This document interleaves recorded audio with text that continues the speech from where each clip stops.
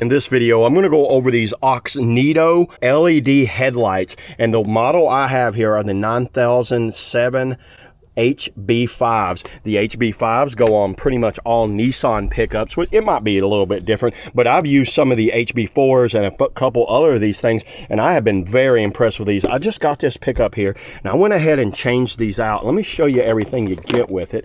Open it up. This was your little glove. Always wear gloves with these. You don't want to get finger oil on the LED lights.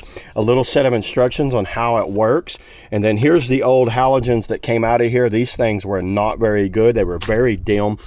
And then to replace them, on mine, all you do is turn this little bracket right here, and they pull out. You can see right there, and then this plugs in the top. Was very simple to do. Now every car is going to be different, I get it, but I'm just showing you what I did on this one. Let me show some footage of what this thing looks like while I was driving around, because I was very impressed.